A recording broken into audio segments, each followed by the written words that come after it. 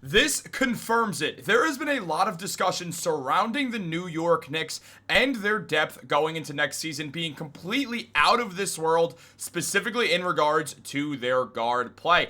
And with a lot of questions surrounding how the Knicks can keep this veteran-laden team together, the truth has been confirmed. We know exactly what is going to happen and what the New York Knicks are going to do in the coming weeks, because truly, after what we have seen, there's really only one outcome that's left, and we are going to discuss exactly what that outcome is. We're going to jump right into the video as always, guys. But real quick, before we do that, if you're part of that 57% that's not subscribed to Knicks Digest, make sure to subscribe for daily New York Knicks updates. We have a lot of great videos coming out for you every single day that you do not want to miss out on, so you make sure to stay on top of all Knicks news every day. But let's jump into the video. There is a lot to go over, as Leon Rose absolutely cooked this offseason.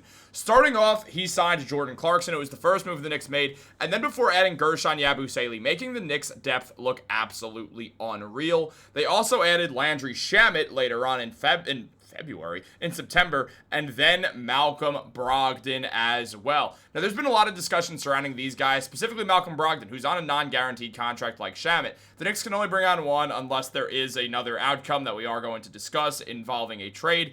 But before we jump into that, there's a lot to go over with this situation, and honestly, we are jumping into it because it all plays into itself, because now it's confirmed. We know exactly what the Knicks are going to do, and Malcolm Brogdon's recent comments have absolutely shown what we have been waiting to see. As James Edwards mentioned, that Brogdon said he had several opportunities this summer but wanted to play for New York, and he said he turned down opportunities earlier in the offseason to try to get to New York. So when you consider that, when you consider a guy who put up 12.7 points per game, 3.8 rebounds, and 4.1 assists while shooting 43% from the field and 40% on corner threes, you understand this is a guy who is going to be wanted by other teams, whether it's like a team like the Denver Nuggets that could have used another guard, or just multiple other teams, the Miami Heat, who always look for solid role players. The Knicks, they got Malcolm Brogdon because Brogdon wanted to be on the Knicks. Despite the fact that they didn't have an open roster spot, the Knicks did decide, you know what, hey, we're going to give Malcolm Brogdon this shot, because when we look at his numbers, we have to figure out a way to get him on the team. Now, Brogdon's well aware of his situation. He's on an Exhibit 9 contract, which is a non-guaranteed deal. If he gets waived, he hits free agency once again. So, obviously, that's not a guarantee that he's going to be on the Knicks. However, Brogdon recently spoke on that situation, saying, going into my 10th year, I wanted to be in a good organization that's competing and trying to win a championship. I had that in Milwaukee, Boston, and here I think it's a real shot. I come here with the exact expectation that I'm going to make the team. I feel what I bring to the table and have to offer. I can help this team. The decision is out of my control, but I feel like I have what it takes to help this team. Now, Brogdon absolutely has what it takes to help this team. We already saw the stats. We know he does. Malcolm Brogdon is a lead guard as well. The Knicks want another lead guard who could handle the ball, so Jalen Brunson didn't have to dominate that. And also, so his usage could go down, and Mike Brown could use Jalen Brunson in some off-ball sets as well. Considering Brogdon's a solid defender, also it is important to note that they can play together, and they likely will spend some time on the floor together, something that will be an exciting lineup to see,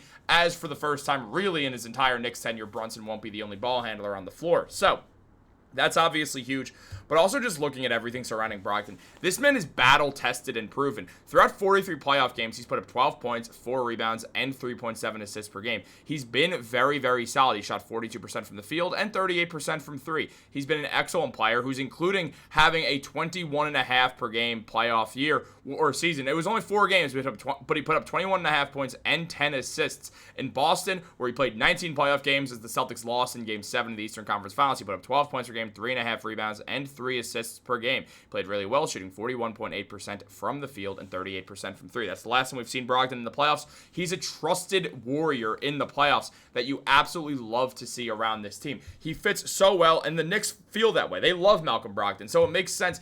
And think about it this way. The Knicks got him on a minimum deal. They got this guy on a minimum. When, remember, this was something that we loved. I mean, I probably talked about this exact trade on this channel back on January 5th of 2024, just a few days after the Knicks acquired OG Anunoby for Emmanuel Quickley and RJ Barrett, obviously leaving the Knicks with a hole in the guard position, one that got filled by Deuce McBride, who did an excellent job, but is more of a combo guard. The Knicks look at it kind of as a 2, where they look at Brogdon as a 1. Now, in this deal, the Portland Trailblazers would have been acquiring Evan Fournier, a 2024 protected first-round pick via the Washington Wizards, and a 2024 second-round pick via the Utah Jazz. Meanwhile, while the Knicks received Malcolm Brogdon. Some of those picks were involved in deals that obviously, led to Karl-Anthony Towns getting to the Knicks, who played a big part in the Knicks making the conference finals. So when we consider all that, when we consider instead of the Knicks giving up assets to get Malcolm Brogdon, they gave up absolutely nothing yet. They are going to have to make a move. They're going to have to give up somebody, and we are about to talk about that. But before we do, I just need to make sure it's very clear why Malcolm Brogdon is worth trading someone. Honestly, I'm just going to mention it right now. The Knicks are going to have to trade one of Pacome Dadier or Tyler Kolek. There's no way around it. It's just what's going to happen, and it's going to happen. There's no way around it. It's happening. It's guaranteed it's happening. They're not waiving Malcolm Brogdon. They're trading Pacome or they're trading Tyler Kolek, likely to the Nets because the Nets have money, and the Knicks can say, hey, we'll toss you a protected second rounder for a free young guy. You like that? Sure you do. Have him. It's probably going to be Pacome. That's my guess because he has more value. But I want it to be Tyler Kolek because the Knicks have 67 guards and they actually could use the depth that Pacome brings. On top of the fact that Pacome's younger, he's raw, he's got a good shooting form, he's a good defender. There's a lot to work with going forward. So the Knicks would rather trade Kolek, especially because Kolek was someone that Tom Thibodeau pushed to draft. Thibodeau's not in the organization anymore. So it does make some sense to trade Kolek, but Pacome has a little more value, and if they trade Pacome, that is a little bit more money off the books, where they can actually sign a 15th player in March, like what they did with PJ Tucker. So we're going to see what happens there. It could be either one of them, but I am expecting it to be Pacome, though I really, really hope it's Tyler Kolek. Again, nothing against Kolek, but he is 24 years old.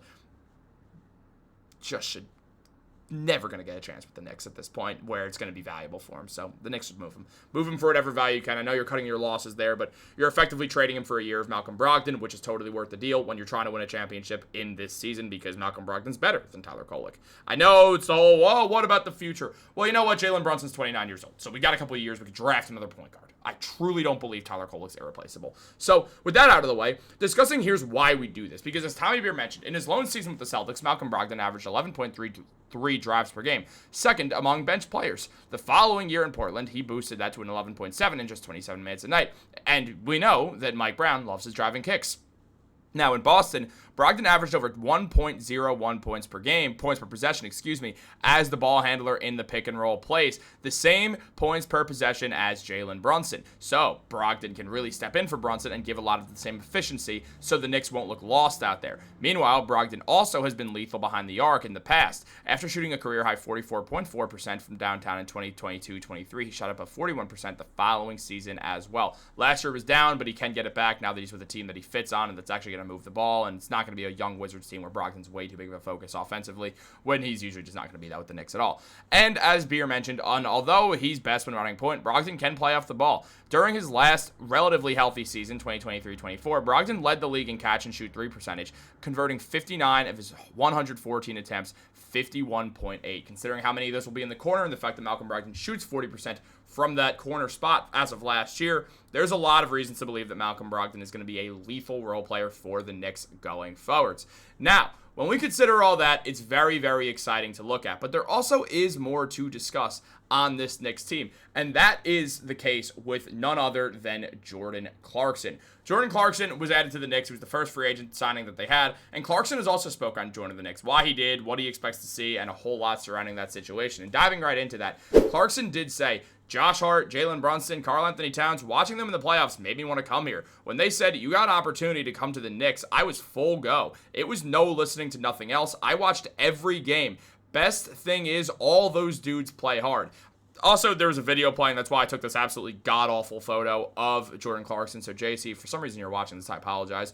But he looks better here. And as mentioned by Jordan Clarkson, I think being a Knick, you go out there, show love, and really play for the city and embrace it. You wear that on your skin when you're out there on the floor. You play with pride. I'm ready for it all. So Jordan Clarkson is ready for it all. I mean, the man averaged 16 points per game last year, 3 rebounds, 3.7 assists, shot 41% from the field and 36% from 3. He now gets a chance where he's going to be able to shoot it more efficient.